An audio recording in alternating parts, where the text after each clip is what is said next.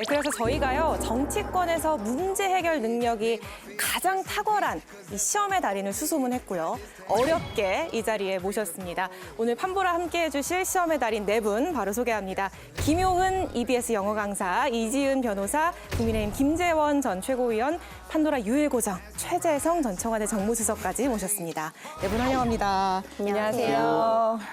김효은 달인부터 자기소개와 함께 본인이 왜 달인인지 소개를 부탁드리겠습니다.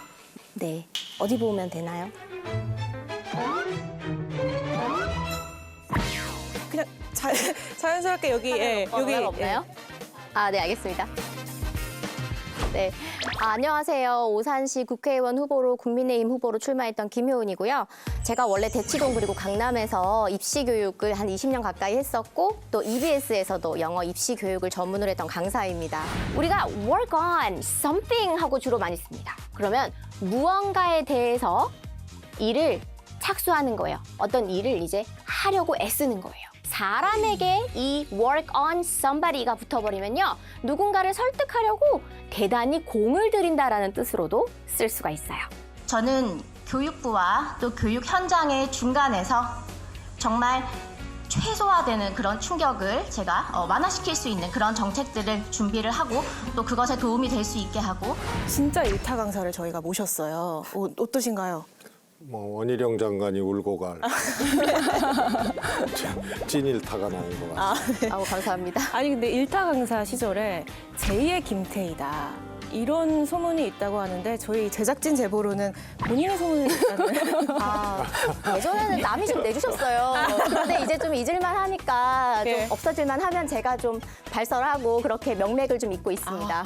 아니, 이번에는 이지은 달인의 자기소개를 들어볼 텐데요. 왜 시험의 달인인지. 네, 안녕하세요. 저는 마포갑 국회의원 후보로 나왔던 민주당 후보였던 이지은입니다. 제가 이제 경찰대학을 나와서 졸업할 때 과 차석으로 졸업을 했고, 서울대 사회학과 석사, 또 영국 캠브리지 석사, 그리고 한림대에서 또 박사를 했습니다. 그리고 로스쿨도 졸업을 해서 변호사 자격증도 가지고 있고, 워낙 시험을 많이 치다 보니까 어떤 출제자의 의도를 좀 파악을 하게 된 것 같아요. 경찰이 본연의 모습을 찾을 수 있도록 하는데 일조를 하고 싶습니다. 하여튼 시험을 많이 치신 분들, 네. 그리고 또 이 학교를 많이 가신 분들, 이런 분들이 항상 시험을 잘 쳐요.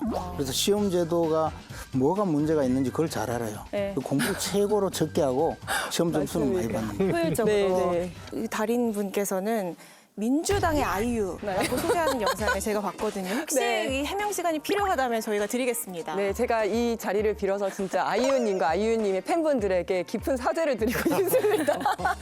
제가 사실은 노래도 못하고 닮은 것도 전혀 없는데 이지은 나타나 1번 오늘 처음 해보는 겁니다. 처음.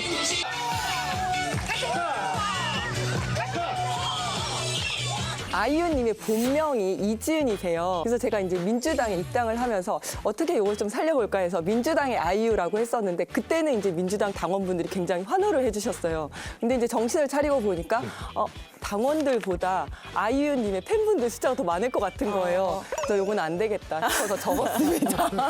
이번 시험은 계속 떨어졌어요. 경찰대 차석에서 그런가 이번에도 차석 것 같아요. 근데 선거는 차석이 필요가 없는. 네. 아픈 곳을 또 아쉬움에 말씀해 주셨습니다. 또 두 분 역시 시험의 달인이신 게 먼저 김재원 전 최고 고시 이관왕 사법고시 행정고시를 다 합격하셨더라고요. 이거 실화인가요? 실화가 아니고 그냥 역사적 사실이죠. 그냥 행정고시 공부해서 공무원 하다가 다시 사법시험 봐서 검사가 되고 변호사를 한 건데 그건 그냥 직장을 옮긴 거죠. 진짜 정치가 어렵긴 어렵나 봐. 다 한 번에 합격하시고 아니, 시험에 일타 강사하시고 근데 이제 차석하시고 박사하시고 다 했는데 아니 근데 저희 불세출의 사무총장 시절에 민주당 의원들을 시험에 들게 했다. 출제를 좀 많이 했죠. 출제를. 그래서 우리 이지은 후보가 얘기하셨던 시험을 많이 봐서 출제자의 의도를 잘 안다. 이것을 뛰어넘는 출제. 이 수험생의 이 경향, 수험생의 스타일, 생각 이런 것을 짚어서 그냥 훅 들어가는 질문들 많이 하고 주로 영입할 때 대면 이제 검증, 대면 질문 예. 이런 것을 이제 많이 했죠. 이 두 달인 그리고 이 두 분의 정치 고수 시험의 달인과 함께 이 얘기를 본격적으로 해보도록 하겠습니다. 김효은 달인과 이지은 달인 모두 시험의 달인이었지만 이번 총선 시험에서는 아쉽게도 이 낙선의 아픔을 맛보셨습니다. 두 분이 얼마나 정치권에 적응을 하셨는지를 확인해 보기 위해서 판보라 킬러 문항을 준비했습니다. 킬러 문항 아시죠? 네, 불편함을 네. 기준으로 한번 이 문제를 한번 받아보시죠. 일단은 첫 번째 킬러 문항 보면은 이지은 달인께 먼저 드리도록 하겠습니다. 다음 인물 중에 민주당 총선 승리 기여도가 적은 순으로 인물을 배열해 주시면 되겠습니다. 적은 순입니다. 1번 이해찬 상임고문, 2번 김부겸 상임고문, 3번 이재명 당대표, 4번 문재인 전 대통령입니다. 가장 적은 분요.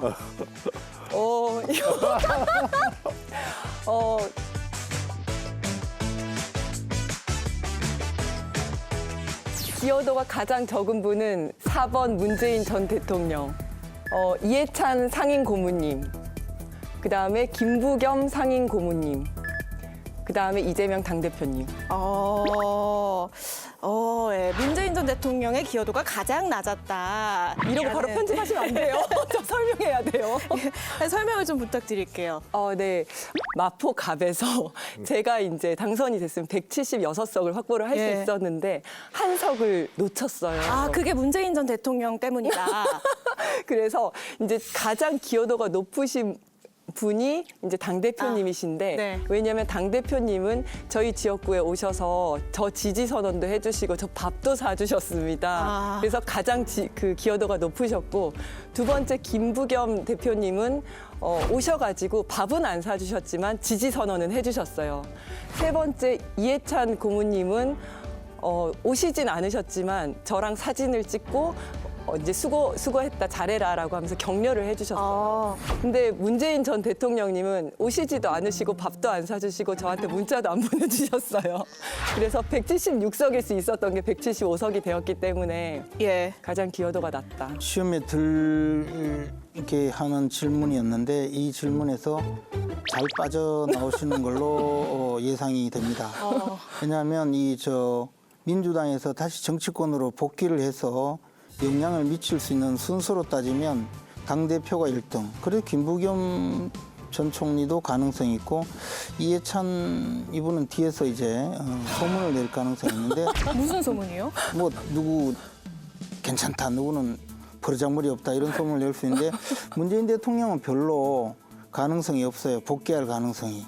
그러니까 이제 문재인 대통령을 정답으로 꽂은 것은 지극히 잘하셨습니다. 아니 제가 그런 정치적 문제를 가지고 한 게 아니거든요. 불편한 질문이지만 답변은 해야겠고. 근데 기준의 이제 키워드가 지원, 밥, 사진이거든요. 명확했죠. 예. 네. 그래서 밥은 역시 윤석열 대통령. 사진은 역시 한동훈 비대위원장인데 그걸 끌어들여서 예. 이 질문에 대해서 대답을 한 것은 매우 지혜로운 대답이다. 그 이상도 이하도 아니다. 그 이상도 그 이하도 아니다. 역시 정무수석 다우신이 평가셨는데요. 이번에는요, 김효은 달인께 이 킬러 문항을 내보도록 하겠습니다. 마찬가지인데요. 저희가 인물 보기를 드리면 국민의힘 총선 패배 기여도가 높은 순으로 배열을 해주시면 되겠습니다. 1번 패배 기여도. 1번 윤석열 대통령, 2번 이종섭 전 대사, 3번 황상무 전 수석, 4번 한동훈 전 비대위원장입니다.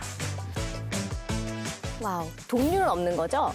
없습니다. 그러면 정말 날아갈 수 있다고 저는 생각을 하는데 지금 이 질문이 2번, 3번, 1번, 4번으로 하겠습니다. 2, 3, 14. 일단 개인적인 이유로 4번이 가장 마지막인 것 같습니다. 제 오산에도 여러 번 와주셔서 정말 노력을 많이 해주셨기 때문에 네, 그래서 저는 4번을 제일 마지막으로 순위를 뒀고요. 그리고 또 수사 중인 상황에서 이제 출국을 하셨던 부분이 또 제가 현장에서 선거 운동을 하고 있을 때 가장 좀 급박하게 터졌던 이슈 중에 하나였기 때문에 그래서 순서를 2, 3, 1, 4로 했습니다. 그 윤석열 대통령 의문의 일패. 왜요? 거의 무한 책임 수준. 패배의 무한 책임 수준. 세 번째였는데요? 그러나 이종섭 전 대사도 인사권자가 윤석열 대통령. 그다음에 황상무 전 수석도 윤석열 대통령이 임명하고 바로 처리를 안 했거든요. 그래서 다 윤석열 대통령의 복속된 문항이거든요, 저게. 어떻게 들으셨어요? 하여튼 뭐 비슷해요, 이제.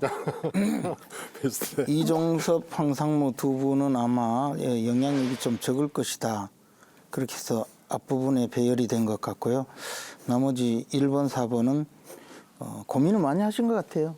네, 그렇지. 순간에. 사실 좀 나올 것 같은 질문이긴 했지만 이지선다라고 생각했지 사지선다라고 제가 생각을 못했거든요. 시험 유형을 좀 분석하는데 제가 실패했던 것 예. 같습니다. 아니 영향력이 적다 이 말씀은 무슨 말씀이세요?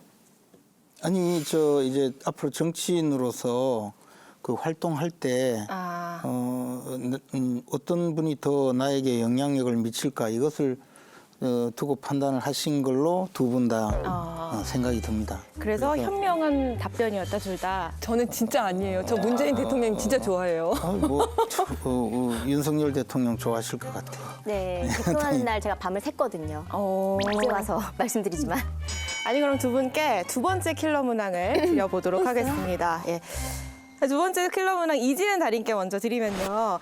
이번 총선에서 국민의힘 조정훈 당선인에게 석패를 했어요. 근데 무려 표 차이가 599표 차이예요. 600표 차이. 총선에서 600표 차이면은 정말 네. 근소한 차이잖아요. 네, 네. 이 패배에 가장 원만스러운 사람을 골라주시면 됩니다. 1번 더불어민주당 수원정 김준혁 당선인, 2번 더불어민주당 안산갑 양문석 당선인. 두 개밖에 없습니까? 예.